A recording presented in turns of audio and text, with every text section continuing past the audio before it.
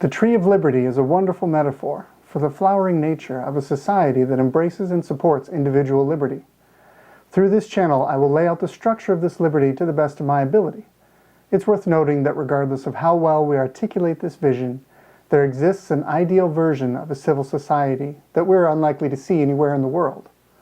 Be that as it may, we should begin with a few of the root principles that often lay below the surface of discourse, but must be clearly understood in order for the tree to grow at all. We start our discussion with a few of the core truths about individual liberty as laid out in the Bible, Declaration of Independence, and the Constitution. I would argue that every single disagreement regarding civil liberties and societal structure come down to a disagreement or misunderstanding of the rights and obligations laid out here. I will frame each of these discussions through the lens of American politics and civil society. It is important to stipulate that I firmly believe that the human race is comprised of individuals who are essentially identical in nature, capability, and worth. Regardless of our individual circumstances, lineage, or ethnicity, we are each of us children of God, and that common ancestry should override the other relatively trivial differences. From this source material, I make the following axiomatic statements. The rights set forth and protected in the founding documents apply to American citizens. These rights are the divine birthright of each person living on the earth, and foreign governments trample these rights at their peril. But the American founding documents enshrine rights and protections into the law that are essentially applicable only to its citizens. As these rights are divine in origin, it is an illegitimate function of government to restrict these rights, except for clearly prescribed circumstances and after carefully weighing the costs of those restrictions. No trade-off is without a cost. Anyone who's telling you otherwise is selling you something. There are three general categories of people who attempt to discuss these core principles. Some people argue about these principles without thinking them all the way through. I know from personal experience you can waste a lot of energy and a lot of time being upset if you try and debate in good faith with someone who's unwilling to put in the effort to rationalize their position. I would advise against ostracizing someone in this state. Most people mature in their understanding eventually. Bridge to them as best you can and show that you value them regardless of your level of agreement. Some people argue about these principles for an ulterior motive, pursuit of political or personal power, ill-gotten gains, sex, drugs, fame, etc. No matter what they're pursuing, they won't argue in good faith, but instead seek to try and pursue their own personal agenda. The remainder are good people who, through varied life experiences, mental acuity, and effort, have created a personal framework where they've balanced these principles against each other in a workable way. I believe this is the category that most of us belong to. This means that most of these discussions are between well-meaning people who sometimes seek to share expensive truths they've learned in an effort to help themselves, a loved one, or society at large improve. I believe these conversations are fundamentally good and worthwhile. As with most worthwhile pursuits, they are strenuous and fraught with peril. Many a professional career, spousal, or family relationship lays shattered on these rocks. Here's the area where I seek to help. Okay, if you've come with me this far, we can begin to tackle a recent event that has some very dark foreshadowing to it. The broad banning or deplatforming effort to remove Alex Jones from social media. I'm experimenting with the best way to present these events, so bear with me while we work on formatting. Alex Jones, in case you don't know, is a political commentator and provocateur with a large following on social media and directly through his own website. For the record, I think he's at least a little crazy and jumps far too easily from the absence of evidence to the presence of conviction. I would even go so far as to say that some of his positions personally disgust me. For instance, in the wake of the Sandy Hook shooting, he claimed that the government had fabricated the event and the parents who were on film grieving for their dead children were crisis actors. In May of 2019, Alex Jones was banned within a few days from Facebook, Twitter, and essentially every other major social media platform. This event may feel like old news, but I feel that it holds within it the tension between some important major philosophical principles. As we mentioned earlier, in a properly functioning society, we create balance between competing principles by ranking them in relative priority. This balance always comes at a cost, and I want to use the banning of Alex Jones to shed some light on the larger issue of freedom of speech, especially in a society where freedom of speech relies on social media platforms provided by private companies. Since I'm doing this part-time, I'll be breaking up this analysis into several videos spread through the coming weeks. Hopefully by the end of this discussion we can understand why Alex Jones was banned, whether he'll be the last one banned for these reasons, and what the price of this deplatforming mentality will have on our broader society.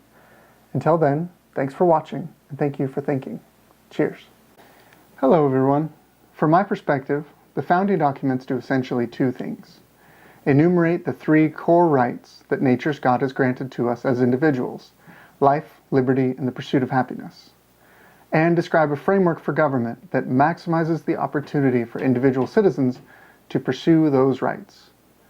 These core rights are maximized in a society where government is strong enough to prevent individual citizens from infringing on other rights, but not so strong that the government itself begins to infringe on those same rights. Let's run through a couple of examples to flesh this idea out, and then we can drill in on Alex Jones and the specific right of freedom of speech. Example number 1, individual to individual. Bob is a mobster. Elaine is a local grocery store owner. Bob wants some money from Elaine. So Bob's goons show up to Elaine's store to break things and steal stuff. Later, Bob tells Elaine that if she'll pay him some protection money, he'll make sure nothing bad happens to her store. Whether or not Elaine pays Bob, he has clearly infringed on all three of her core rights. Her life is threatened by violence and by Bob's threats. Her liberty is infringed because her movement, her speech, and her association are all under threats by these same mobsters. And her pursuit of happiness is threatened as well, as she cannot make free choices in her business or other pursuits as long as this threat persists. I want to make it clear, I'm not a libertarian. I believe that each person is a moral agent capable of freely choosing good and evil. So government plays a vital role in a civil society by constraining the actions of those who would choose evil. Example number 2, Maria is a gifted hairstylist. That's probably not the right term, but let's be honest, this isn't really my area of expertise. She's a single mother living in Texas and is looking for a better life for herself and her small children. So she decides to go into business and applies for a cosmetology operator's license, only to discover she needs 1,500 hours of experience to become licensed. So she goes back to bagging groceries for minimum wage. In this small example, Maria's core right to the pursuit of happiness is being infringed.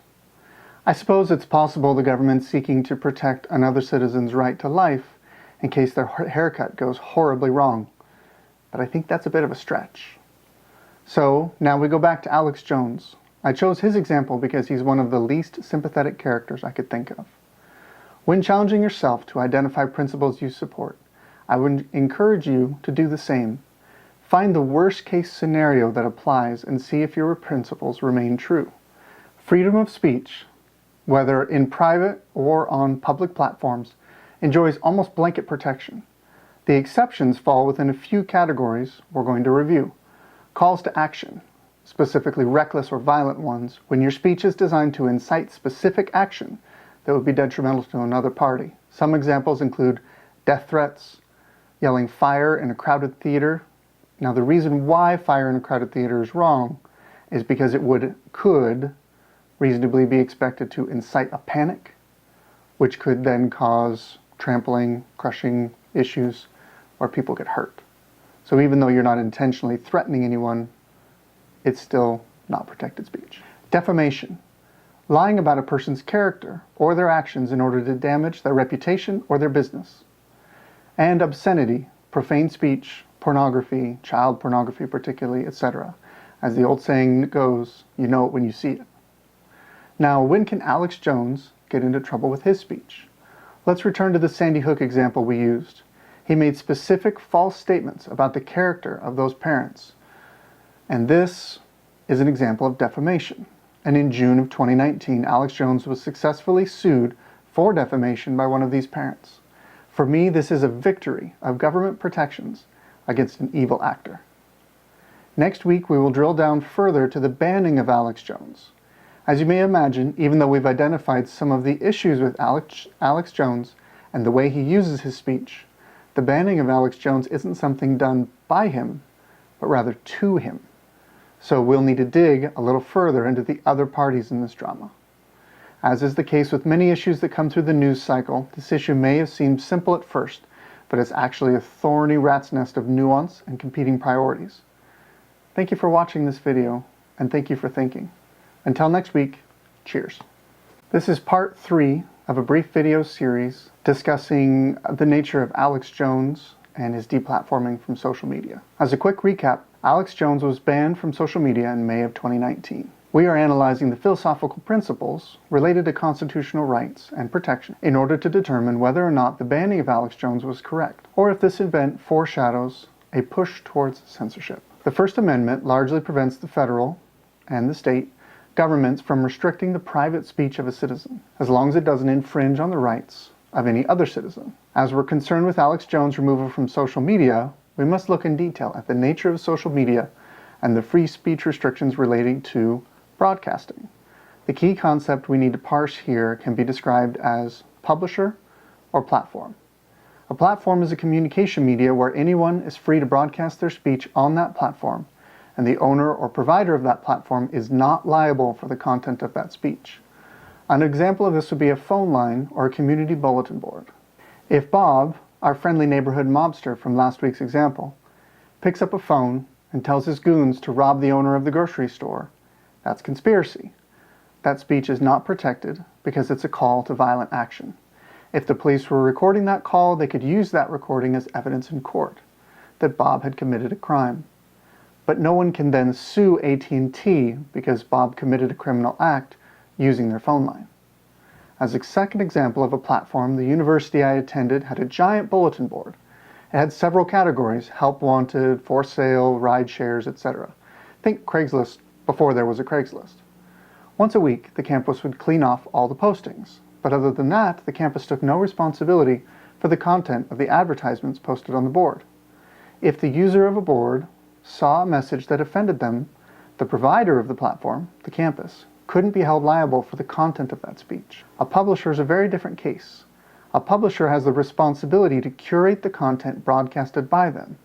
Whether it's a newspaper, magazine, or website, the owners of the medium are civilly and sometimes criminally liable for the broadcasted content. For example, if a writer at the New York Times did what Alex Jones did, defame the Sandy Hook parents, then the parents could sue not only that writer, but also the New York Times for defamation. Publishers accept this additional liability because they can make significant profit by creating content that their readers or advertisers wish to participate with. As the law currently stands, Section 230 of the Communication Decency Act grants social media companies the legal status of platforms, which means they are immune from defamation litigation. This is why I can, but wouldn't, take a video of myself calling my friend Jeff a big old poo-poo head. Shh, babies are listening. And then post it to YouTube.